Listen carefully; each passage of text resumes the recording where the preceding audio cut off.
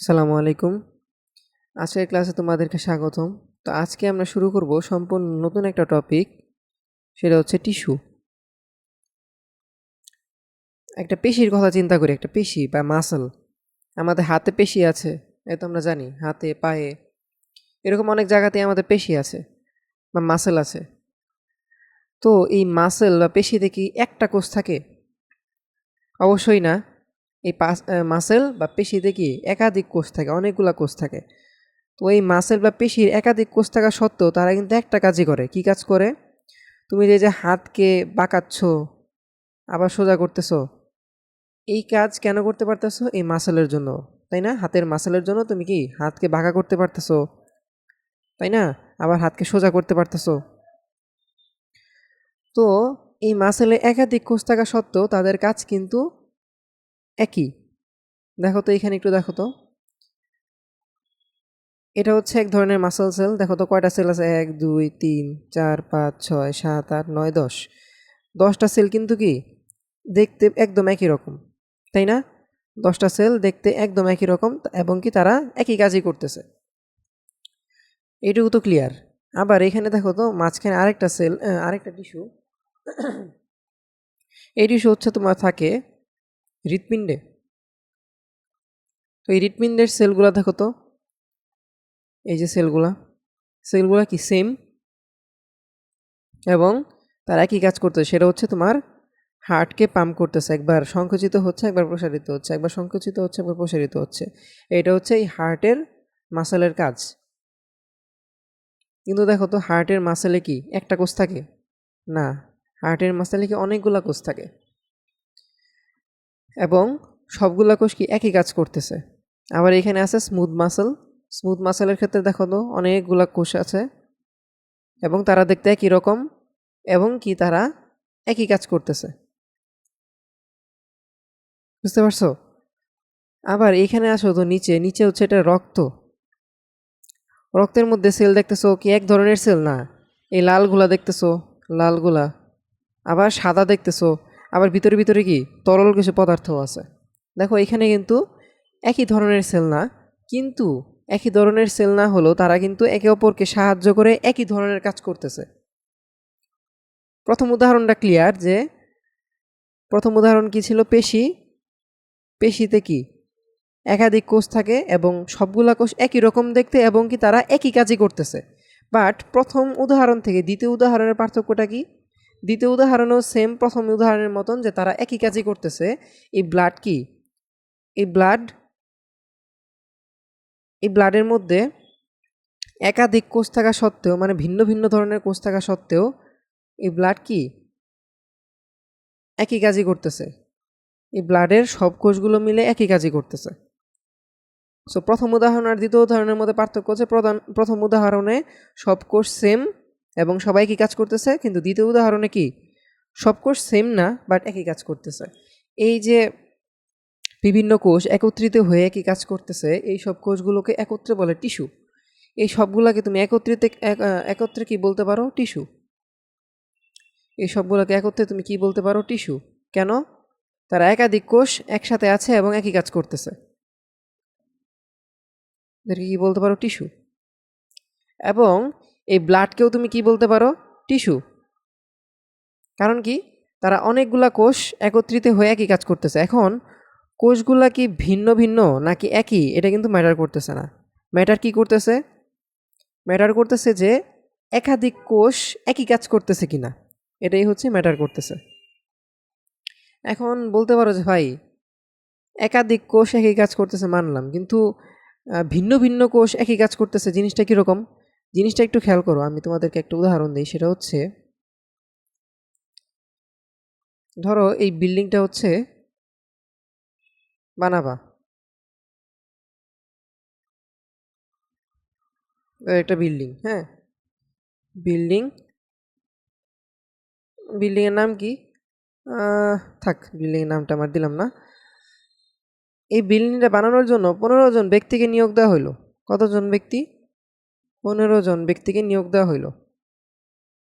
এই 15 জনের মধ্যে প্রথম পাঁচজন হচ্ছে ডিজাইনিংয়ের কাজে, ডিজাইনিং বা নকশা। নকশার কাজে নিয়োজিত। যে বিল্ডিংটা স্ট্রাকচার কেমন হবে, কোথায় জানালা থাকবে, কতগুলো রুম হবে, রুমগুলো দেখতে কীরকম হবে, এগুলো হচ্ছে কি তারা ডিজাইন করছে, খাতা কলমের কাজ তাদের। বুঝতে পারছো? এই 5জন ব্যক্তি হচ্ছে কি এই বিল্ডিংয়ের ডিজাইন করছে। বাকি 5জন ব্যক্তি হচ্ছে বিল্ডিংটি বানাইছে, বানানোর কাজে, বা বলতে পারো হচ্ছে শ্রমিক। বাকি 5জন হচ্ছে শ্রমিকের কাজ করছে, মানে বিল্ডিংটা বানাইছে। আর পরের 5জন হচ্ছে তদারকি করছে। তদারকি মানে বুঝো, তদারকি করেছে। তদারকি হচ্ছে বিল্ডিংটা কি এই শ্রমিকরা ঠিক মতন বানাচ্ছে কিনা, কাজ কি ঠিক মতো করতেছে কিনা, ফাঁকিবাজি করতেছে নাকি কাজ করতেছে, এগুলো হচ্ছে কি খেয়ালে রাখে, চোখে চোখে রাখে কি এই তদারকি যারা করে তারা। বুঝতে পারছো? তো আমরা যদি এই টিস্যুর সাথে এই সিনারিওটার তুলনা দেই, তাহলে এই 15জন ব্যক্তি হচ্ছে টিস্যু। আর প্রতি ব্যক্তি হচ্ছে এক একটা কোষ। প্রতি ব্যক্তি কি এক একটা কোষ। কিন্তু এখানে প্রত্যেক ব্যক্তি কি সেম কাজ করে? দেখো তো, প্রথম 5জন করে ডিজাইনিংয়ের কাজ, পরের 5জন করে শ্রমিকের কাজ, পরের 5জন করে কি তদারকির কাজ। তার মানে এই টিস্যুতে কিন্তু ভিন্ন ভিন্ন কোষ রয়েছে, তাই না? আর বিল্ডিংটা কি, এই বিল্ডিং বানানো এইটাই হচ্ছে সেই একটা কাজ, ওই একটি কাজ যা টিস্যু করতেছে, ওই একটা কাজ। আমি তোমাদেরকে এখনই বুঝিয়ে দিচ্ছি, আমি বুঝতে পারতেছি যে তোমাদের বুঝতে একটু কষ্ট হচ্ছে।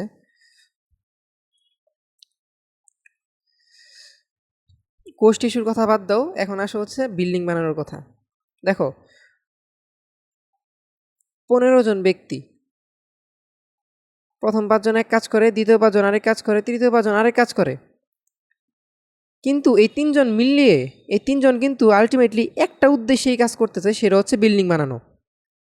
দেখো, প্রথম 5জন একরকম, দ্বিতীয় 5জন আরেক রকম, তৃতীয় 5জন আরেক রকম, কিন্তু তাদের উদ্দেশ্য কিন্তু সেম। তাদের উদ্দেশ্য কি? বিল্ডিং বানানো।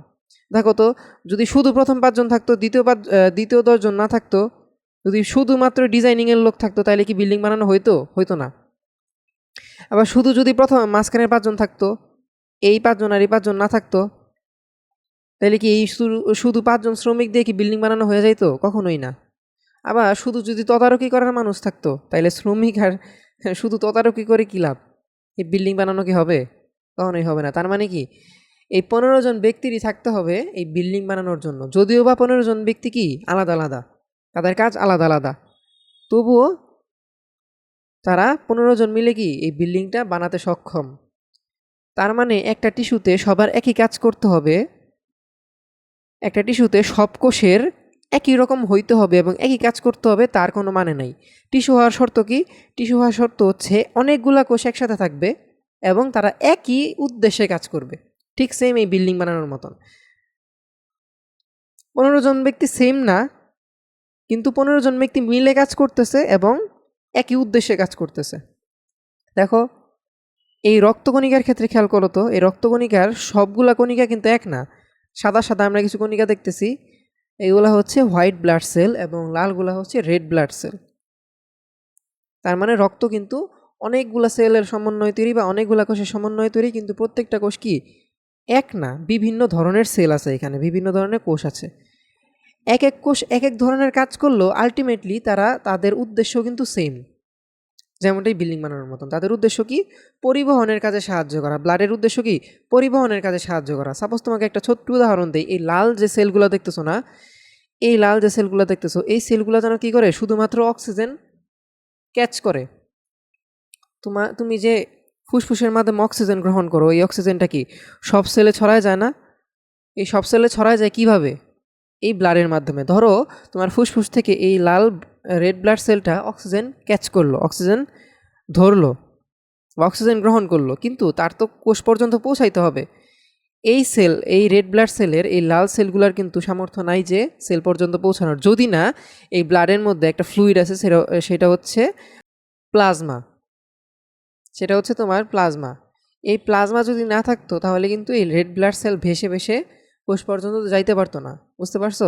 সো একটা আরেকটাকে সাহায্য করতেছে, একটা আরেকটাকে কোঅপারেট করতেছে, ফলে কি তারা একটা সমন্বিত কাজ করতে পারতেছে, সেটা হচ্ছে পরিবহন। ঠিক সেম দেখো তো, তোমার ত্বকের উপরে যেই সেলগুলো, তোমার ত্বক, তোমার স্কিনেও কিন্তু অসংখ্য সেল থাকে। এত এত সেল মিলে কি একই কাজ করতেছে, সেটা হচ্ছে কি তোমাকে প্রোটেকশন দেওয়া, তোমার দেহকে একটা কি প্রোটেকশন দেওয়া, বাইরের জিনিস থেকে তোমার ভিতরের জিনিসকে কি আলাদা রাখা, বুঝতে পারছো? আমাদের টিস্যুর বুঝা মোটামুটি শেষ। এখন আসো আমরা সংজ্ঞাতে আসি, যে একই, দেখো একই বা বিভিন্ন প্রকারের একাধিক কোষ তো হইতেই হবে, একাধিক কোষ তো অবশ্যই, টিস্যু হইতে হইলে একাধিক কোষ একসাথে থাকতে হবে, কিন্তু এই একাধিক কোষগুলো কি একই ধরনের হইতে পারে বা ভিন্ন ভিন্ন ধরনের হইতে পারে। এই যে একই ধরনের উদাহরণ, এই যে ভিন্ন ভিন্ন ধরনের উদাহরণ। তাহলে একই বা বিভিন্ন প্রকারের একাধিক কোষ একত্রিত হয়ে যদি একই কাজ করে, তারা যদি একই কাজ করে, তাদের উদ্দেশ্য যদি একই থাকে এবং তাদের উৎপত্তিও যদি অভিন্ন হয়, তখন তাদেরকে টিস্যু বা কলা বলে। টিস্যু হচ্ছে ইংলিশে আর কলা হচ্ছে কি বাংলাতে। তো আমরা এখানে জাস্ট কিছু উদাহরণ দিছি, একটু পরে তোমরা হচ্ছে উদ্ভিদ টিস্যু নিয়ে বিস্তারিত জানতে পারবে, প্রাণী টিস্যু নিয়েও সামনে বিস্তারিত জানতে পারবে। তো তোমাদের বোঝার জন্য কয়েকটি উদাহরণ দিয়ে রাখছি, যে প্রাণী টিস্যুর কয়েকটি উদাহরণ হচ্ছে রক্ত, পেশি, ত্বক, এগুলো হচ্ছে কি প্রাণী টিস্যু। আর উদ্ভিদ টিস্যুর মধ্যে আছে কি জাইলেম, ফ্লোয়েম ইত্যাদি। তো এখন আসো হচ্ছে উদ্ভিদ টিস্যু। হ্যাঁ, উদ্ভিদ টিস্যু নিয়ে আমরা একটু ডিটেলসে পড়ি। সেটা হচ্ছে উদ্ভিদ টিস্যুর সংজ্ঞা কি। ফার্স্টে হচ্ছে উদ্ভিদ টিস্যুর সংজ্ঞা। সো শুধু টিস্যুর ক্ষেত্রে যেই সংজ্ঞাটা আমি লিখছি, ওই সেম সংজ্ঞাটাই তুমি কি উদ্ভিদ টিস্যুর ক্ষেত্রেও লিখতে পারবা। আমি ওই জিনিসটাই,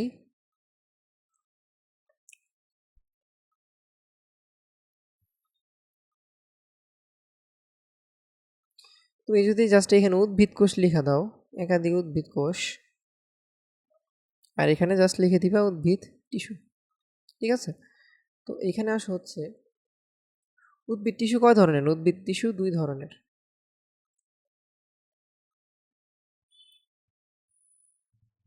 উদ্ভিদ টিস্যু দুই ধরনের। কি কি? প্রথমটা হচ্ছে ভাজক টিস্যু, একটা হচ্ছে কি স্থায়ী টিস্যু। ভাজক টিস্যুর একটা বৈশিষ্ট্য কি, ভাজক টিস্যু কি, ভাজক টিস্যুর কোষগুলো বিভাজনে সক্ষম। এই টিস্যুর, একটা টিস্যুর ভিতরে তো অসংখ্য কোষ আছে, কোষগুলো এই টিস্যুর কোষগুলো বিভাজনে সক্ষম। আর এই টিস্যুর কোষগুলো বিভাজনে অক্ষম। তোমরা যদি একটা গাছকে লক্ষ্য করো, ধরো একটা আম গাছ, একটা অনেক বড় আম গাছ, অনেক বড় আম গাছ, দেখবা যে আম গাছের যে গোড়ার দিকের যে কাণ্ডর পার্টটা আছে, যে কাণ্ডের পার্টটা আছে, এটা যতটুকু মোটা, বছরের পর বছর সেম মোটাই আছে।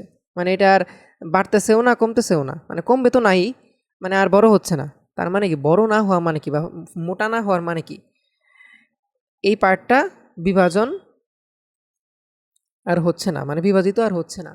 সো বিভাজিত না হওয়া মানে কি, এই পার্টটায় যে কোষগুলো আছে বা যে টিস্যুগুলো আছে, এগুলো কি স্থায়ী টিস্যু, স্থায়ী টিস্যু বা বিভাজনে অক্ষম, অক্ষম, বিভাজনে অক্ষম। আবার এই সেম গাছেরই একদম উপরের দিকের ডালপালা দেখবা যে আস্তে আস্তে কি বড় হচ্ছে, আস্তে আস্তে বড় হয় না? একদম উপরের দিকে ডালপালা কি আস্তে আস্তে বড় হচ্ছে, আরও ছড়াচ্ছে। সো উপরের পার্টটুকু হচ্ছে ভাজক টিস্যু। একটা জিনিস খেয়াল করো তো, এই গাছটা যখন ছোট ছিল, একদম ছোট ছিল, অবভিয়াসলি এই গাছটার যে গোড়ার যে পার্টটুকু, গোড়ার পার্টের যে কাণ্ডর এই যে এই অংশটুকু, অবশ্যই এই অংশটুকু সবসময় এরকম মোটা ছিল না, আগে চিকন ছিল, আস্তে আস্তে আস্তে আস্তে কি মোটা হয়েছে। তার মানে কি জানো, এই পার্টটা এক সময় ভাজক টিস্যু ছিল, এই পার্টটা এক সময়, এই যে এই পার্টটা, যে পার্টটা এখন আর বিভাজিত হচ্ছে না, যে পার্টটা আর মোটা হচ্ছে না, এই পার্টটা একসময় ভাজক টিস্যু ছিল। যখন এই ভাজক টিস্যু, মানে এই ভাজক টিস্যু বিভাজন হওয়া বন্ধ করে দিছে, তখন আমরা তাকে বলতেছি স্থায়ী টিস্যু। তার মানে সকল স্থায়ী টিস্যু ভাজক টিস্যু হতেই সৃষ্টি হয়। সকল স্থায়ী টিস্যু একটা সময় কি ছিল, ভাজক টিস্যু ছিল। একটা স্থায়ী টিস্যু সময়ের পরিক্রমায় স্থায়ী টিস্যুতে পরিণত হয়। ঠিক আছে? তো এখন আসা হচ্ছে এই স্থায়ী টিস্যু আবার ৩ ধরনের। স্থায়ী টিস্যু আবার কি? ৩ ধরনের। স্থায়ী টিস্যু ৩ ধরনের। স্থায়ী টিস্যু ৩ ধরনের কি, কি?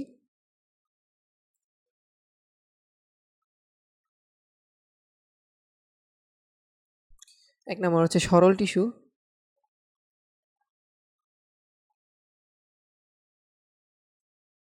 ২ নাম্বার হচ্ছে জটিল টিস্যু, ৩ নাম্বার হচ্ছে নিঃস্রাবী টিস্যু। নিঃস্রাবীর আরেকটা হচ্ছে ক্ষরণকারী। নিঃস্রাবীর অপর নাম কি? ক্ষরণকারী বা ক্ষরণকারী টিস্যু, হ্যাঁ? তো স্থায়ী টিস্যু হচ্ছে ৩ ধরনের। এই ৩ ধরনের উদাহরণ নিয়েই আমরা ৩ ধরনের যে প্রকারভেদ, এই প্রকারভেদ নিয়ে আমরা হচ্ছে এখন ডিটেইলসে আলোচনা করব। আমরা হচ্ছে এইখানে ভাজক টিস্যু নিয়ে, তোমাদের বইয়ে ভাজক টিস্যু নিয়ে কোনো আলোচনা নাই, তোমাদের শুধুমাত্র স্থায়ী টিস্যু নিয়ে আলোচনা আছে। ঠিক আছে? তো এইখানে আমি একটা চিত্র দিছিলাম। এই চিত্র নিয়ে আপাতত কিছু না বলি, পরবর্তীতে এই চিত্র সম্পর্কে বা এই জাইলেম ফ্লোয়েম সম্পর্কে বিস্তারিত আলোচনা আছে। হ্যাঁ, তো এখন আসা হচ্ছে উদ্ভিদ টিস্যুর প্রকারভেদের আদ্যপান্ত। তোমরা যদি তোমাদের বই একটু খেয়াল করো, মানে উদ্ভিদ টিস্যুর অনেক অনেক প্রকারভেদ। সো এই প্রকারভেদকে আমি চাইছি যে তোমাদের জন্য সহজভাবে তুলে ধরার জন্য। তো প্রথমে আমরা একটু আগে পড়ছি যে উদ্ভিদ টিস্যু ২ ধরনের, একটা হচ্ছে ভাজক টিস্যু আর একটা হচ্ছে কি স্থায়ী টিস্যু। এখন ভাজক টিস্যু কোনো প্রকারভেদ নাই, স্থায়ী টিস্যু হচ্ছে ৩ ধরনের, একটা হচ্ছে সরল টিস্যু, আরেকটা কি জটিল টিস্যু, আরেকটা হচ্ছে কি নিঃস্রাবী টিস্যু। তো এটা আমরা লিখে দিই যে স্থায়ী টিস্যু আবার ৩ ধরনের, সেটা হচ্ছে সরল টিস্যু,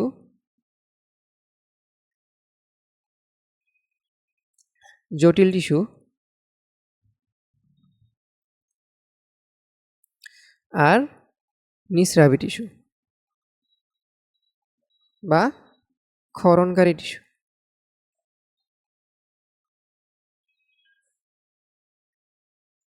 এখন এই সরল টিস্যু আবার ৩ ধরনের।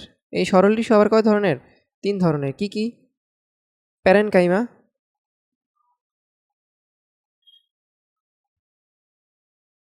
Collenchyma,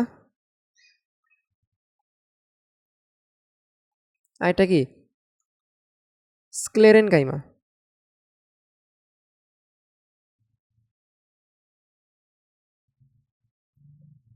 parenchyma, collenchyma, sclerenchyma. এখন স্ক্লেরেনকাইমা আবার ২ ধরনের। একটা হচ্ছে ফাইবার আর একটা হচ্ছে স্ক্লেরাইড। স্ক্লেরেনকাইমা আবার ২ ধরনের, একটা হচ্ছে ফাইবার অথবা তন্তু, আর কি স্ক্লেরাইড। স্ক্লেরাইড। এখন আসো জটিল টিস্যুতে। জটিল টিস্যু হচ্ছে প্রধানত ২ ধরনের, একটা হচ্ছে জাইলেম আর একটা হচ্ছে ফ্লোয়েম।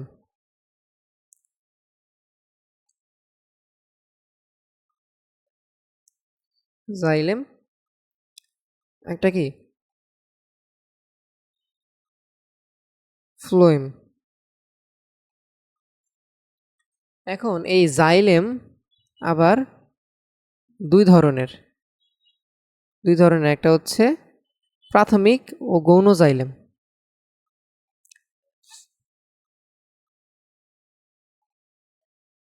প্রাথমিক আর কি প্রাথমিক জাইলেম,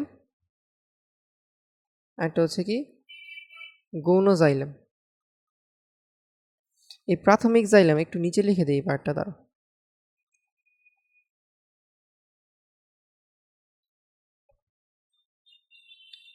এই প্রাথমিক জাইলেম আবার ২ ধরনের, একটা হচ্ছে প্রোটোজাইলেম আর একটা হচ্ছে মেটাজাইলেম।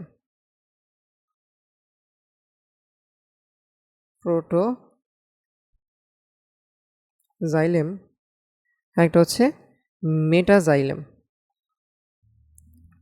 প্রোটোজাইলেম আর হচ্ছে মেটাজাইলেম। এখন জাইলেমের মধ্যে ৪ ধরনের কোষ থাকে।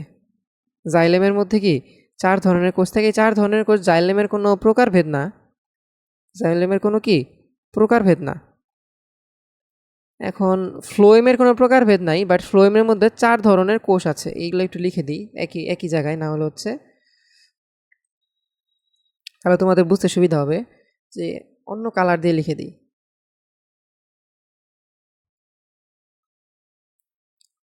যে জাইলেমে যে 4 ধরনের কোষ থাকে, এগুলো কিন্তু কোনো প্রকারভেদ না, কিন্তু তোমাদের সুবিধার জন্য লিখে দিচ্ছি আর কি। এখন চিপাচিপিতে হয়ে গেল, দাঁড়াও একটু এই সাইডে আনি।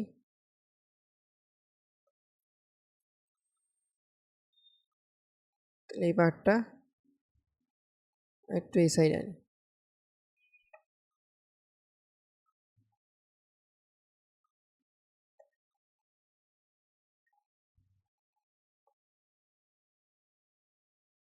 হুম,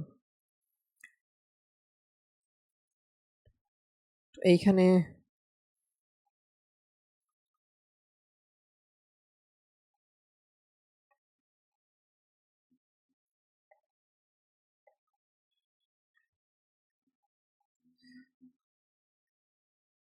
তো জাইলেমের কোষগুলো যদি একটু দেখি, তাহলে হচ্ছে ট্রাকিড, শুরুটা কি ট্রাকিড, এরপরে হচ্ছে ভেসেল,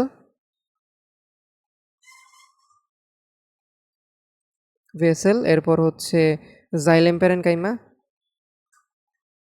জাইলেম প্যারেনকাইমা, পর হচ্ছে জাইলেম ফাইবার, জাইলেম ফাইবার। এই 4 ধরনের কোষ হচ্ছে তুমি জাইলেমে দেখতে পাবে। যেহেতু জাইলেম একটা টিস্যুর মধ্যে কিন্তু অনেক ধরনের সেল থাকতে পারে, অনেক ধরনের কোষ থাকতে পারে, কিন্তু সব কোষ মিলে এই কি একই উদ্দেশ্যে কাজ করে। বুঝতে পারছো? ওই জাইলেমে কি 4 ধরনের কোষ থাকে আর কি। কি ফ্লোয়েমেও কি, ফ্লোয়েমটা একটু অন্য রঙ দিয়ে রেখে দিই, সেটা হচ্ছে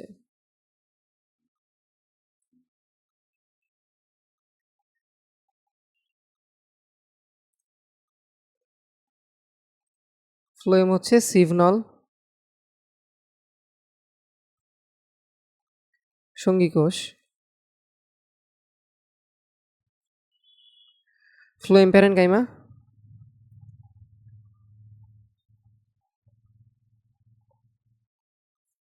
আর হচ্ছে ফ্লোয়েম তন্তু বা ফ্লোয়েম ফাইবার, ফ্লোয়েম ফাইবার বা তন্তু। এই হচ্ছে আমাদের মোটামুটি প্রকারভেদ। আর নিচে যে আমি লাল দিয়ে লিখলাম জাইলেমের নিচে, আর ফ্লোয়েমের যে সবুজ দিয়ে লিখলাম, এই পার্টটা কি কোনো প্রকারভেদ না, এইগুলো হচ্ছে জাইলেমের ভিতরের যে কোষ আর ফ্লোয়েমের ভিতরের কোষ। ঠিক আছে? তো আচ্ছা, তো এখন আসা হচ্ছে আমরা শুরুতে পড়াশোনা করব স্থায়ী টিস্যুর প্রথম প্রকারভেদ, সেটা হচ্ছে সরল টিস্যু নিয়ে। সরল টিস্যু, কারণ সরল টিস্যু কি জিনিস? সরল টিস্যু হচ্ছে, দাঁড়া আমি একটু লিখে নিই, যে স্থায়ী টিস্যু, প্রতিটি কোষ আকার, আকৃতি ও গঠনের দিক দিয়ে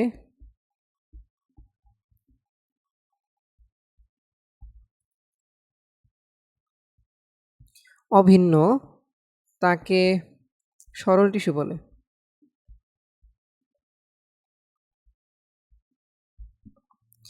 তার মানে স্থায়ী টিস্যুর প্রতিটি কোষের আকার, আকৃতি ও গঠনের দিক দিয়ে একই বা অভিন্ন। ওই যে আমরা মাসেল পড়ছিলাম না, মাসেলের কি প্রত্যেকটা কোষ কি আকার, আকৃতি, গঠনের দিক দিয়ে একই রকম ছিল না? সেমভাবে এই স্থায়ী টিস্যুর যে সরল প্রকারভেদ একটা যে সরল টিস্যু, এই সরল টিস্যুর কি প্রতিটি কোষ একই রকম আকারের দিক দিয়েও, আকৃতির দিক দিয়েও এবং গঠনের দিক দিয়েও। তো এই সরল টিস্যু হচ্ছে 3 ধরনের। সরল টিস্যু 3 ধরনের।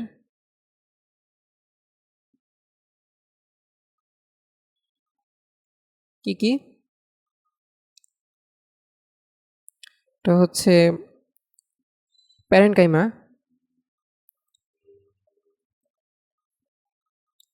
Collenchyma,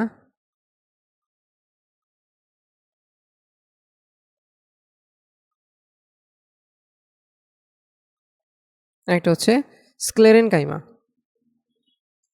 স্ক্লেরেন স্ক্লেরেন chyma. তো এখন আসো আমরা সরল টিস্যুর এই 3টা প্রকারভেদ নিয়ে একটু ডিটেলসে আলোচনা করি। তো শুরুতেই আসে হচ্ছে প্যারেনকাইমা। শোনো, এই পার্টগুলোতে না বুঝানোর খুব বেশি কিছু নাই। এই যে প্যারেনকাইমা, কোলেনকাইমা, স্ক্লেরেনকাইমাতে জাস্ট তোমাদের কিছু ইনফরমেশন দেওয়া হবে, মানে এই টিস্যুগুলার কিছু বৈশিষ্ট্য তোমাদের সামনে তুলে ধরা হবে। এই বৈশিষ্ট্যের মধ্যে যদি কোনো ওয়ার্ড বোঝানোর থাকে তাহলে বুঝিয়ে দিব, আর যদি না বোঝানোর থাকে তাহলে হচ্ছে আমি এই টিস্যুগুলার কি বৈশিষ্ট্যগুলো খুব সুন্দর করে নোট করে দিছি। তোমাদের বই কিন্তু খুব এলোমেলোভাবে লেখা আছে আর মুখস্থ করাটা একটু কঠিন। এখান থেকে কিন্তু সৃজনশীল আসে। এই কোলেনকাইমা, স্ক্লেরেনকাইমা, প্যারেনকাইমার ছবি দিয়ে দেয়, এরপরে হচ্ছে কি তোমার আইডেন্টিফাই করে এদের বৈশিষ্ট্য লিখতে হয়। আমি হচ্ছে এদের বৈশিষ্ট্যগুলোকে খুব সুন্দর করে এখানে পয়েন্ট আকারে উল্লেখ করে দিছি। তোমরা হচ্ছে এখান থেকে কিন্তু খুব সুন্দর করে মুখস্থ করতে পারবা, এবং কোনো এমসিকিউ যদি আসে তোমরা কিন্তু এখান থেকেই অ্যান্সার করতে পারবা। তো প্রথমে আসো প্যারেনকাইমাতে। আমি প্যারেনকাইমা, কোলেনকাইমা, স্ক্লেরেনকাইমা 3টারই চিত্র আঁকানো তোমাদেরকে শিখিয়ে দেবো ইনশাল্লাহ। তো শুরুতে আসো হচ্ছে প্যারেনকাইমা। প্যারেনকাইমাতে আমি কোন সিকোয়েন্সে বৈশিষ্ট্যগুলো লিখছি? তোমাদের তো একটা সিকোয়েন্স আছে বইতে, মানে বইতে একটু এলোমেলো করে লেখা আছে। মানে প্যারেনকাইমার সাথে তুমি কোলেনকাইমার কোনো মিল পাবা না, স্ক্লেরেনকাইমারও কোনো মিল পাবা না। আমি চাইছি যে এই 3টার মধ্যে একটা মিল আনতে আর কি। তো সিকোয়েন্স আমি শুরুতে দিছি হচ্ছে, শুরুর যে পয়েন্টটা দিছি এটা হচ্ছে ব্যতিক্রম, মানে একটু ব্যতিক্রমী একটা পয়েন্ট, যেটা হচ্ছে কোলেনকাইমাতেও নাই, স্ক্লেরেনকাইমাতেও নাই, বা প্যারেনকাইমাতেও নাই। 3টার প্রথম পয়েন্টটা দিছি আমি হচ্ছে একটু ব্যতিক্রমী, মানে 3টার সাথে কোনো মিল নাই আর কি। দ্বিতীয় পয়েন্টটা দিছি হচ্ছে কোষ প্রাচীর। কোষ প্রাচীর নিয়ে যদি কোনো কথা থাকে সেটা হচ্ছে দ্বিতীয় পয়েন্টে থাকবে। এরপরে কোষ প্রাচীরের কথা শেষ হইলে থাকবে হচ্ছে কোষের বৈশিষ্ট্য। আর কোষের বৈশিষ্ট্যের মধ্যে কি প্রোটোপ্লাজম আছে কি নাই এটা হচ্ছে মাস্ট থাকতে হবে। এবং এরপরের পয়েন্টটা হচ্ছে আন্তঃকোষীয় ফাঁক। এরপরের পয়েন্টটা হচ্ছে ব্যতিক্রমী কোনো পয়েন্ট, যে পয়েন্টটা 3টা টিস্যুর বৈশিষ্ট্যের কোনোটার সাথেই মিল নাই। এরপরে হচ্ছে কাজ, 3টা টিস্যুরই কি কাজ। তো প্রথমে যদি আসো প্যারেনকাইমাতে, দেখো প্যারেনকাইমার প্রথম পয়েন্ট আমি কি দিছি, যে উদ্ভিদ দেহের সব অংশে এরা উপস্থিত থাকে। উদ্ভিদ দেহের সব অংশে কি এরা উপস্থিত থাকে।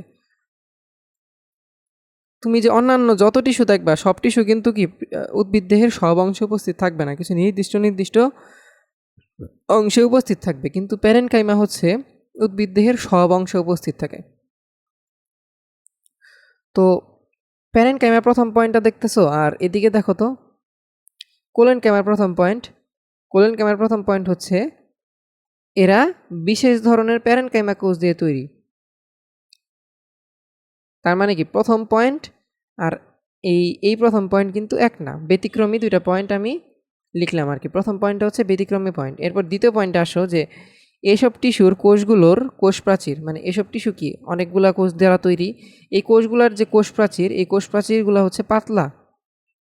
কোষ প্রাচীর কি পাতলা এবং সেলুলোজ দ্বারা তৈরি। বোঝানোর কিচ্ছু নাই, আমরা তো জানি যে কোষ প্রাচীর সেলুলোজ দ্বারা তৈরি এবং কোষ প্রাচীরটা পাতলা আর কি। এখন কোষ প্রাচীরের বৈশিষ্ট্য শেষ, এরপরের পয়েন্টে আসা হচ্ছে টিস্যুর বৈশিষ্ট্য। এই টিস্যুর যে কোষগুলো, এই কোষগুলো কি জীবিত, সমবেশীয়, মানে ব্যাস সেম। তার মানে কি এই টিস্যুগুলো হচ্ছে মাস্ট বি গোলাকার। ব্যাস কাদের থাকে? ব্যাস হচ্ছে তাদেরই থাকে যারা হচ্ছে গোলাকার। তো এই কোষগুলো গোলাকার এবং সকল কোষের ব্যাস মোটামুটি সেম। এরপর হচ্ছে পাতলা প্রাচীরযুক্ত। একটু আগে আমরা পড়ছি যে কোষ প্রাচীর পাতলা, তো অবশ্যই পাতলা প্রাচীরযুক্ত এবং প্রোটোপ্লাজম দ্বারা পূর্ণ। দেখো তো আমরা শুরুতেই বলছি জীবিত, একটা কোষ জীবিত থাকা মানে কি তার মধ্যে অবশ্যই প্রোটোপ্লাজম আছে। তো প্রোটোপ্লাজম দ্বারা পূর্ণ, এটা আমরা মোটামুটি বুঝতে পারলাম। তো এখানে কয়টা পয়েন্ট আছে? 4টা পয়েন্ট। জীবিত, প্রোটোপ্লাজম দ্বারা পূর্ণ, একটার সাথে আরেকটা কানেক্টেড, সমবেশীয়, পাতলা প্রাচীরযুক্ত। এই পাতলা প্রাচীরযুক্ত কি এই কোষ প্রাচীরের সাথে কানেক্টেড। এখন আসো হচ্ছে আমরা 4 নম্বর পয়েন্ট কি দিব? আন্তঃকোষীয় ফাঁক।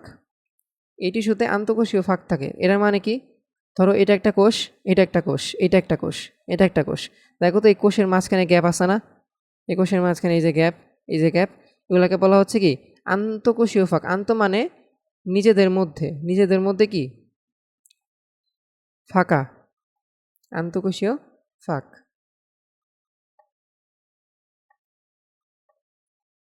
ঠিক আছে? তো এরপরের পয়েন্ট হচ্ছে ব্যতিক্রমী পয়েন্ট। ব্যতিক্রমী পয়েন্টগুলোর প্রথম পয়েন্টটা হচ্ছে এসব কোষে যখন ক্লোরোপ্লাস্ট থাকে তখন এই টিস্যুকে কি বলা হয়? ক্লোরেন কাইমা। ক্লোরেন কাইমা। দেখো এই যে সরল টিস্যু সম্পর্কে আমরা পড়তেছি, এই সরল টিস্যুর তৃতীয় প্রকারভেদ হচ্ছে স্ক্লেরেন কাইমা, আর এখানে কি ক্লোরেন কাইমা।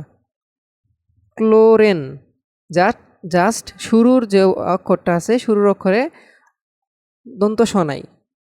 স্ক্লেরেন আর ক্লোরেন, বুঝতে পারছো?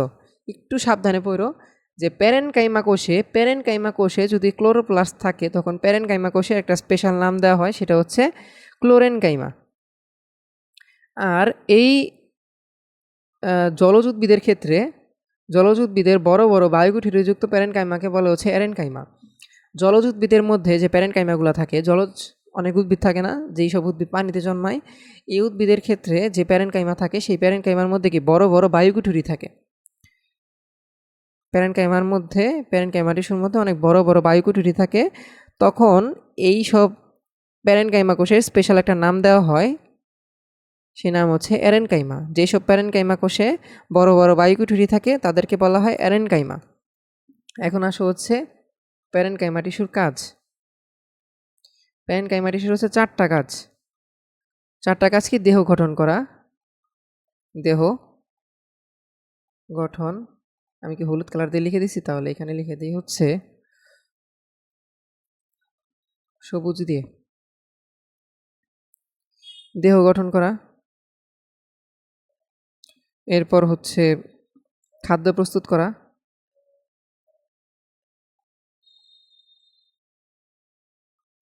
এরপর হচ্ছে খাদ্য সঞ্চয় করা,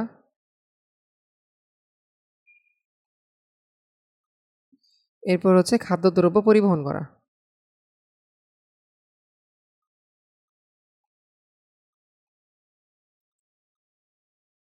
এই হচ্ছে আমাদের প্যারেনকাইমা। তো এখন আসো হচ্ছে প্যারেনকাইমার চিত্রতে।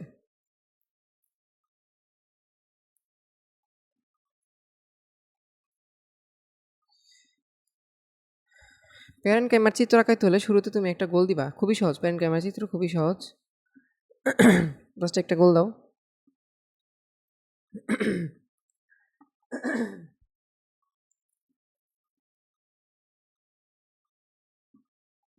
এরপর কিনার দিয়ে যেরকম এরকম দাও।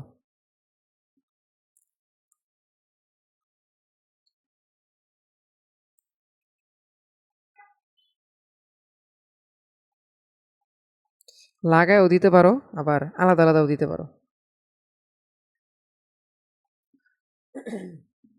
ঠিক আছে?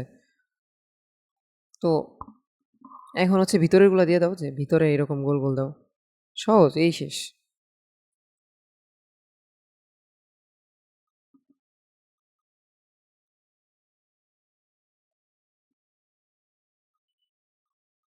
আমাদের আঁকানো মোটামুটি শেষ। এখানে একটু দিয়ে দিতে পারো একটা। এখন কি করবা? কিনারের যে দাগগুলা দিছিলাম এটা মুছে দাও। ফার্স্টে যেই ভিতরে দিছিলাম সেটা মুছে ফেলো। মুছে ফেললাম। এখন হচ্ছে একটা কোষের মধ্যে নিউক্লিয়াস থাকে, নিউক্লিয়াস দিছো? দাও নাই কিন্তু। তো নিউক্লিয়াস দিয়ে দাও। ফার্স্টে এরকম গোল দাও।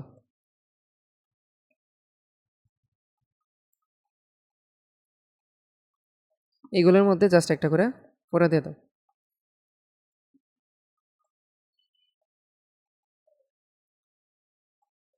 হ্যাঁ, এখন হচ্ছে চিহ্নিত করার পালা। চিহ্নিত করো। চিহ্নিত করতে হইলে ফার্স্টে হচ্ছে দেখো এই যে এগুলো কি কোষের কোষ প্রাচীর, খুবই স্বাভাবিক।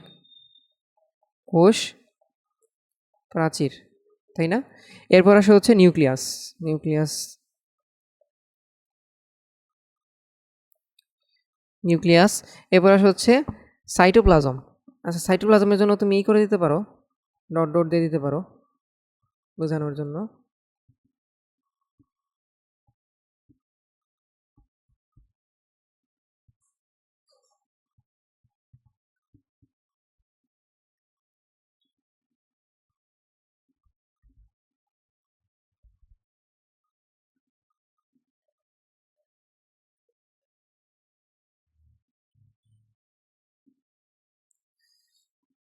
তো এগুলো হচ্ছে কি সাইটোপ্লাজম।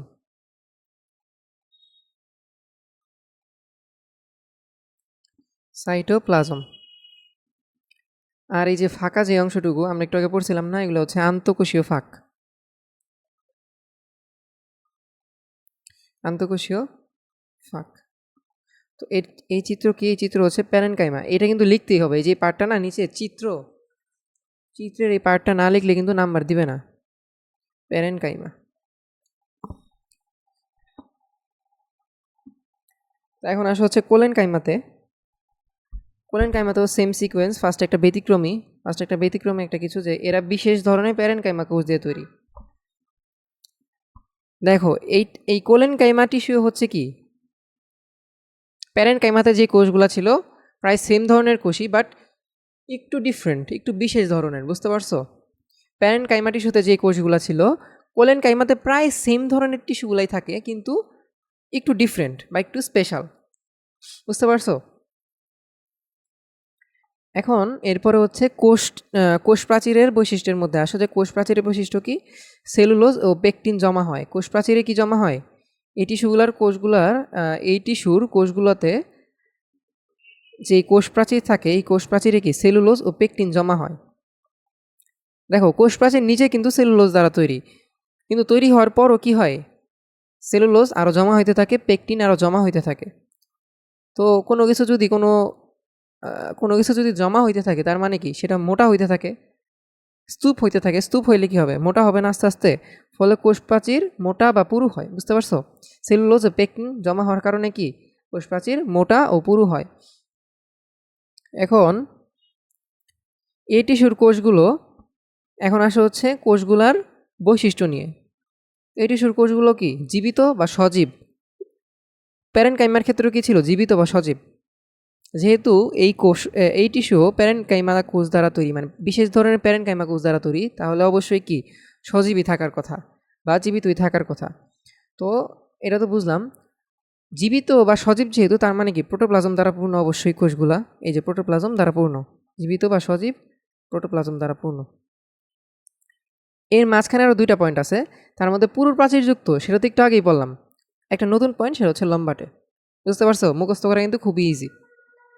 প্যারেনকাইমা কোষে কিন্তু, প্যারেনকাইমার ক্ষেত্রে একটু মনে করো, প্যারেনকাইমা টিস্যুর যে কোষগুলা, সেখানে কিন্তু সেলুলোজ আর পেকটিন জমা হয়েছিল না, এর জন্য কিন্তু কোষ প্রাচীর পাতলা ছিল। এক্ষেত্রে কি সেলুলোজ পেকটিন জমা হয়েছে, এর জন্য কি কোষ প্রাচীর মোটা বা পুরু। ঠিক আছে? আর এখানে কোষগুলা কি লম্বাটে। এখন প্যারেনকাইমার ক্ষেত্রে লম্বাটে না কি খাটো, এই সম্পর্কে কিন্তু কোনো কিছু বলা ছিল না। শুধু বলা ছিল কি প্যারেনকাইমা কোষগুলা কি গোল ছিল, এর জন্য বলা হয়েছিল কি সমবেশীয়। এক্ষেত্রে বলা হয়েছে লম্বাটে, তার মানে কি যেহেতু লম্বাটে বলা হয়েছে, তার মানে এই কোষগুলার গোলাকার না হওয়ার সম্ভাবনাই বেশি। তো এরপরে আসা হচ্ছে আন্তঃকোষীয় ফাঁক থাকে কি থাকে না। আন্তঃকোষীয় ফাঁক থাকতেও পারে, নাও থাকতে পারে। ঠিক আছে? তো তোমাদের বইয়ে যে চিত্র দিছে, সেইখানে কোনো আন্তঃকোষীয় ফাঁক নাই। তোমাদের বইয়ে যে কোলেনকাইমা চিত্র দিছে, সেইখানে কোনো আন্তঃকোষীয় ফাঁক নাই। তো এখন আসা হচ্ছে এদের কোথায় দেখা যায় একটা নতুন পয়েন্ট, একটা ব্যতিক্রমী পয়েন্ট। এই যে ব্যতিক্রমী পয়েন্ট, সেটা হচ্ছে 6 নাম্বার পয়েন্ট। এতে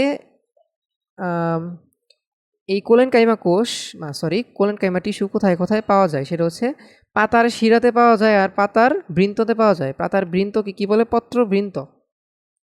পাতার বৃন্ত কি জিনিস? এটা যদি একটা পাতা হয়, এই যে এই পার্টটা হচ্ছে কি পত্র বৃন্ত। আর পাতার শিরা কি জিনিস? এই যে এগুলো কি, এগুলো হচ্ছে শিরা।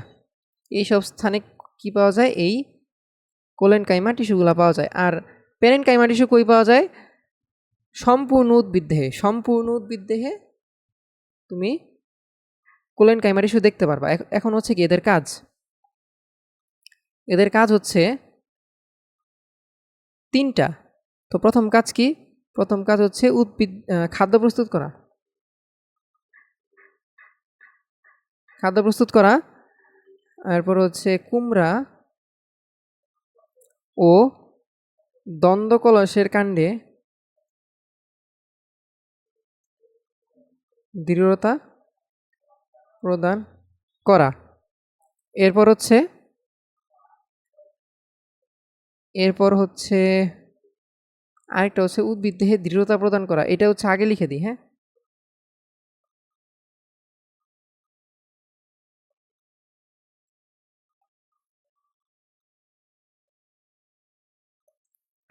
উদ্ভিদ দেহে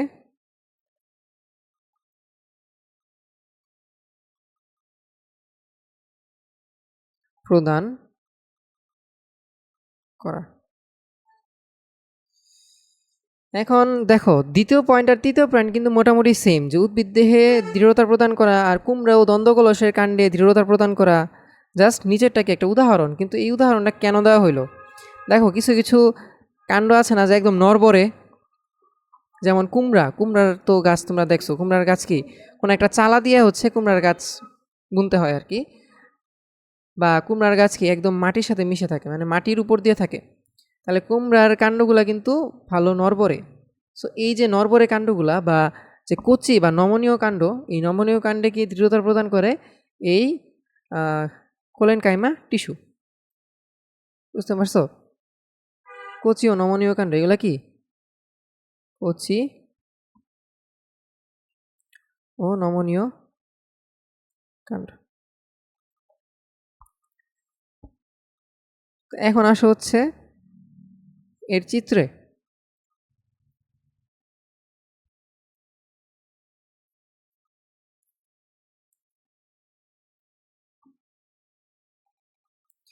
শোনো, এই যে টিস্যুর কোষগুলো, এই টিস্যুর কোষগুলো হচ্ছে 6 কোণা, মোটামুটি প্রায়গুলো হচ্ছে 6 কোণা। যদি 6 কোণা আঁকাইতে না পারো কোনো সমস্যা নাই, ফার্স্টে তুমি কি করবা, 6 কোণা একটা কোষ আঁকাও। কীভাবে আঁকাইলাম? ধরো দুই পাশে দুইটা দাগ দিলা, এরপরে দুইটা ভি আঁকাবা। আঁকাইছো? জাস্ট এরকম আর কি, ফার্স্ট এরকম আঁকাইলা। এখন হচ্ছে আঁকাইতে থাকবা খালি সেমভাবে, একটু একই রকম না আঁকায়া একটু ভিন্নভাবে আঁকাও। ধরো এই পাশে একটু বড় করে দিলা, এই পাশে একটু ছোট করে দিলা, পাশে একটু বড় করে দিলা, একটু ছোট করে দিলা। এরপর হচ্ছে জাস্ট আঁকাইতে থাকো বাঁকা সোজা যেভাবে ইচ্ছা, জাস্ট তোমার ইচ্ছা মতন আঁকাইতে থাকো আর কি,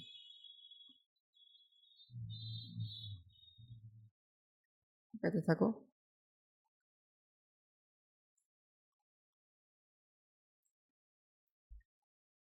বেশি আঁকানোর দরকার নাই, বুঝছো? তাহলে সময় নষ্ট হবে। দিলা, এই তো আমাদের মোটামুটি এটুকু আঁকাইলে এনাফ। এখন তুমি হচ্ছে নিউক্লিয়াস দিয়ে দাও।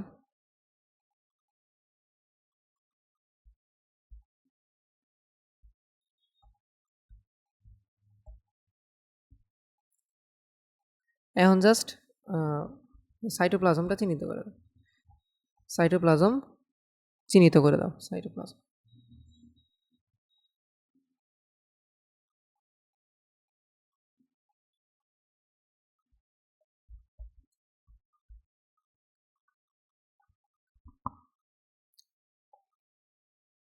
তা এখন আসা চিহ্নিত করি, এটা কি কোষ প্রাচীর, কোষ প্রাচীর। এটা হচ্ছে কি নিউক্লিয়াস, নিউক্লিয়াস। আর এটা হচ্ছে কি সাইটোপ্লাজম। এটা কিসের চিত্র? কোলেন কাইমা, তাই না? কোলেন কাইমা। তো এখন আসো হচ্ছে স্ক্লেরেন কাইমাতে।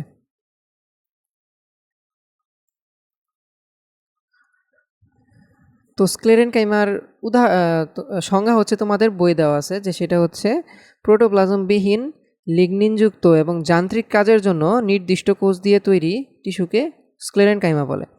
স্ক্লেরেন কাইমার প্রথম পয়েন্টটা হচ্ছে প্রোটোপ্লাজমবিহীন। প্রোটোপ্লাজমবিহীন মানে কি? কোষটা মৃত, বোঝা যাচ্ছে। প্রোটোপ্লাজম যার নাই সেই কোষটা কি মৃত, লিগনিনযুক্ত। আর হচ্ছে যান্ত্রিক কাজের জন্য এই টিস্যুটা হচ্ছে কাজ করে আর কি, মানে এই যান্ত্রিক কাজের জন্য এই টিস্যুটা নিয়োজিত আর কি। সো প্রোটোপ্লাজমবিহীন লিগনিনযুক্ত এবং যান্ত্রিক কাজের জন্য নির্দিষ্ট কোষ দ্বারা তৈরি টিস্যুকে স্ক্লেরেন কাইমা বলে। এখন হচ্ছে এই টিস্যুর সম্পর্কে, এই টিস্যুর কোষগুলোর সম্পর্কে মানে কোষ প্রাচীর নিয়ে কিছু বলা নাই, কোষগুলোর কোষ প্রাচীর নিয়ে কিছু বলা নাই। তো এই পয়েন্টটা আমরা স্কিপ করলাম, বাট এই টিস্যুর কোষগুলো সম্পর্কে লেখা আছে যে এই কোষগুলো কি মৃত স্বাভাবিকভাবেই, অনেক লম্বা, অনেক লম্বা, যেমনটা ছিল কোলেন কাইমাতে। কোলেন কাইমার কোষগুলোও কিন্তু কি ছিল, লম্বাটে, কিন্তু এখানে বলা হয়েছে তোমাদের বই যে অনেক লম্বা। একটা নতুন পয়েন্ট হেড হয়েছে, সেটা হচ্ছে শক্ত। শক্ত। এখন কোষ প্রাচীর সম্পর্কে বলা আছে কি যে পুরু প্রাচীর বিশিষ্ট। পুরু প্রাচীর বিশিষ্ট। কেন পুরু প্রাচীর বিশিষ্ট? আমরা একটু আগে সংজ্ঞাতে কি বললাম, লিগনিনযুক্ত। কোলেন কাইমাতেও কিন্তু লিগনিন ছিল, তাই না? লিগনিন জমা হয়ে আর সেলুলোজ জমা হয়ে পুরু হয়েছে, ঠিক সেম এখানেও লিগনিনযুক্ত হওয়াতে কোষ প্রাচীর কি হয়েছে, পুরু হয়েছে। আর যেহেতু মৃত, তার মানে কি প্রোটোপ্লাজম বিহীন 100%। আচ্ছা, তো প্রোটোপ্লাজম না থাকায় পরিণত অবস্থায় এরা মৃত, স্বাভাবিক। এখন হচ্ছে এদের কাজ। এদের কাজ কি? এদের কাজ হচ্ছে উদ্ভিদ দেহে দৃঢ়তা প্রদান।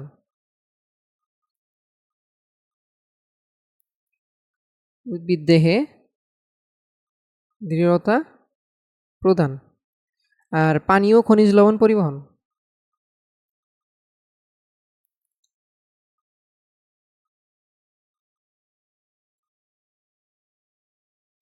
এই দৃঢ়তা প্রদান কিন্তু কোলেন কাইমার ক্ষেত্রেও ছিল। নতুন পয়েন্ট হচ্ছে পানি ও খনিজ লবণ পরিবহন। তো এদের কোষগুলো প্রধানত দুই ধরনের, একটা হচ্ছে ফাইবার বা তন্তু, আর হচ্ছে স্ক্লেরাইড। স্ক্লেরাইড। তো এখন আসো হচ্ছে ফাইবারে। ফাইবারের ক্ষেত্রে তোমার ফাইবারের বৈশিষ্ট্য দেওয়া আছে যে এই কোষগুলা কি শক্ত। কোষগুলো হচ্ছে শক্ত, অনেক লম্বা, পুরু প্রাচীর বিশিষ্ট। এই তিনটাই আমি কি সাথে বলছিলাম, এই স্ক্লেরেন কাইমার এই তিনটা বৈশিষ্ট্য হইতে বলছিলাম, অনেক মৃত, শক্ত, পুরু। আর প্রান্তদ্বয় সরু, এটা হচ্ছে নতুন অ্যাড হয়েছে ফাইবারের ক্ষেত্রে। প্রান্তদ্বয় কি সরু। আর প্রাচীরের গায়ে ছিদ্র থাকে, এই ছিদ্রকে কি বলে, কূপ বলে। মানে এই যে ফাইবার জাতীয় যেই টিস্যুগুলো আছে, এই টিস্যুর ভিতরে যে কোষগুলো থাকে, এই কোষগুলোর কি প্রাচীরে ছিদ্র থাকে, এই ছিদ্রগুলোকে কি বলা হচ্ছে, কূপ। তো এই কোষের উদাহরণ কি? আচ্ছা, একটা জিনিস যেটা একটু ভুল করছি, সেটা হচ্ছে স্ক্লেরেন কাইমার মধ্যে তো অনেক ধরনের কোষ থাকে, তাই না? সরি, স্ক্লেরেন কাইমার মধ্যে কিন্তু অনেকগুলা কোষ থাকে। তো কিছু কিছু স্ক্লেরেন কাইমা এই ফাইবার দ্বারা তৈরি, ফাইবার জাতীয় কোষ দ্বারা তৈরি, আবার কিছু কিছু স্ক্লেরেন কাইমা এই স্ক্লেরাইড দ্বারা তৈরি। তো এগুলো হচ্ছে কি এদের কোষগুলোর প্রকারভেদ, বুঝতে পারছো? তো ফাইবারের মধ্যে আবার বিভিন্ন ধরনের কোষ আছে, যেমন ফাইবারের মধ্যে বিভিন্ন প্রকারভেদ আছে, সেগুলো হচ্ছে বাস্ট ফাইবার,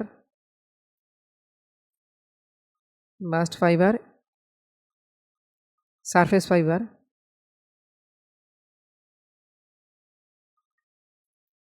আর হচ্ছে জাইলেম তন্তু অথবা কাষ্ঠতন্তু। তার মানে হচ্ছে বাস্ট ফাইবার দিয়েও হচ্ছে কি স্ক্লেরেন কাইমা কোষ তৈরি হইতে, টিস্যু তৈরি হইতে পারে। সারফেস ফাইবার দিয়েও কি স্ক্লেরেন কাইমা টিস্যু তৈরি হইতে পারে। আর হচ্ছে জাইলেম তন্তু দিয়েও কি স্ক্লেরেন কাইমা টিস্যু তৈরি হইতে পারে। এগুলা কি কোষ, নাকি কোষ। এরপর আসা হচ্ছে স্ক্লেরাইড। স্ক্লেরাইডও এক ধরনের কোষ। এই ধরনের কোষকে আরেকটা নাম দেওয়া হয়, সেটা হচ্ছে স্টোন সেল। স্ক্লেরাইড কোষের অন্য আরেকটা নাম আছে, সেটা হচ্ছে স্টোন সেল।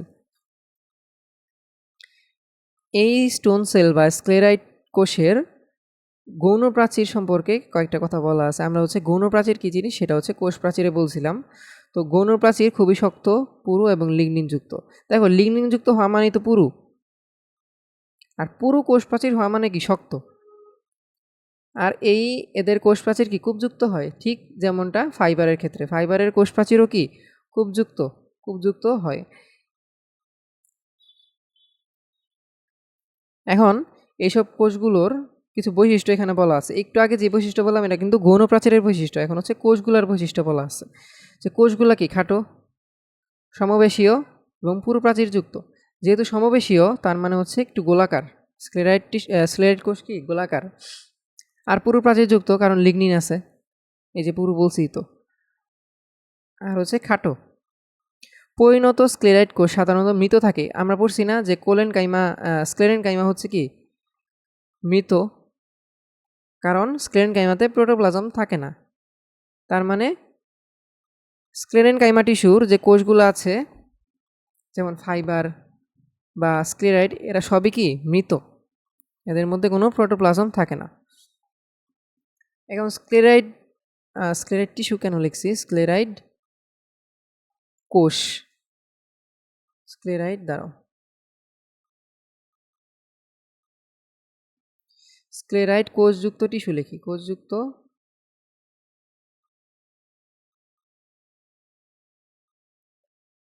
স্ক্লেরাইড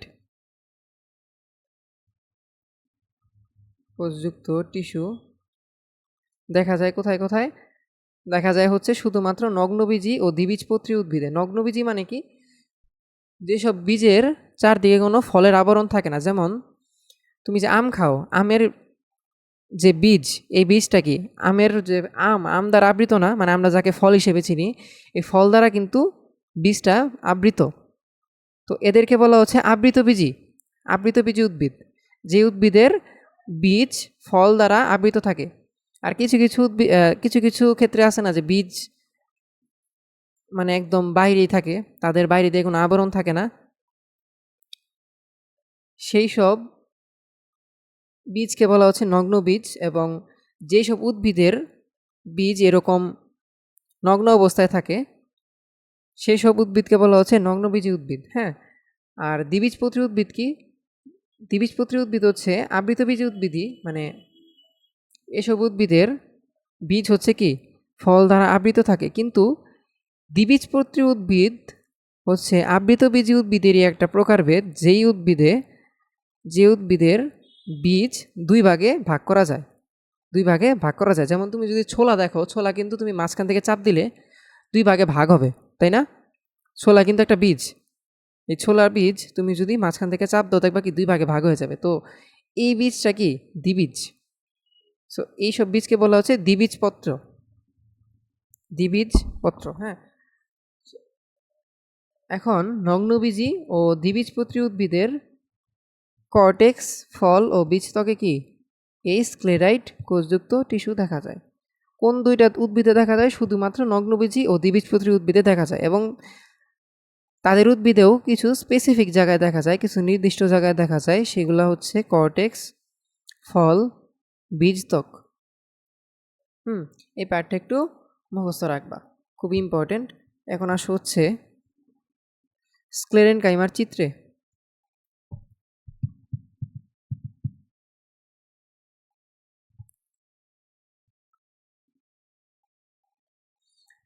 স্ক্লেরেনকাইমার চিত্র একদম হুবহু কোলেনকাইমার মতন, শুধু স্ক্লেরেনকাইমাতে কি নিউক্লিয়াস দিবা না। কি দিবা না? নিউক্লিয়াস দিবা না। কেন নিউক্লিয়াস দিবা না? কারণ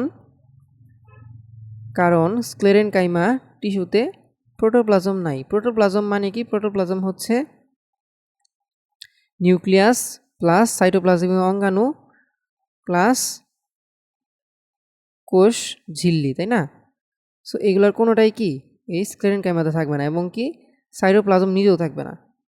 বুঝতে পারছো? সো তুমি জাস্ট ওই সেমভাবে আঁকাবা, ছয় কোণা আঁকাও এই সেমভাবে। এ পাশে একটু করে দাও, একটু করে দাও।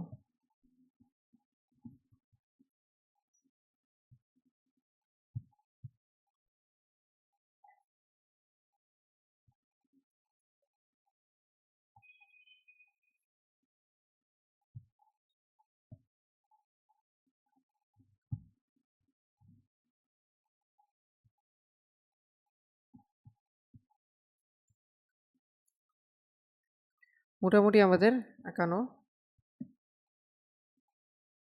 শেষ। তো এখানে আরেকটা যেটা এক্সট্রা করতে হবে সেটা হচ্ছে, দাঁড়াও,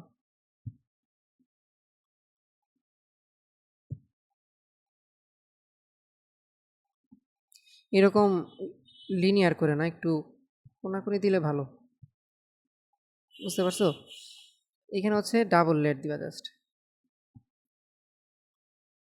ডাবল লেয়ার দিয়ে বুঝাবা যে কোষ প্রাচীর মোটা, এইটুকুই, স্পেশালিটি কিচ্ছু নাই।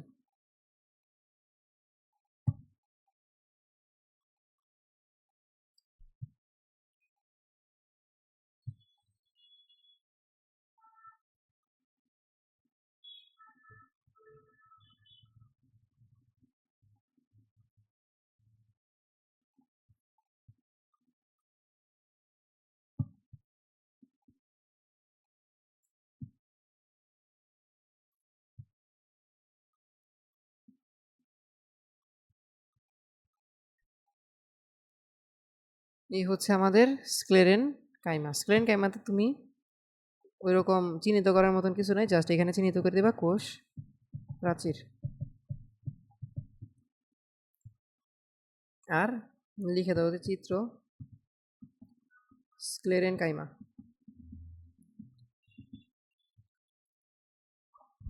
তো আমাদের হচ্ছে সরল টিস্যু শেষ, পরের দিন আমরা পড়বো হচ্ছে জটিল টিস্যু। তো আজকে এই পর্যন্তই থাক, ভালো থাকো সবাই, সালামু আলাইকুম।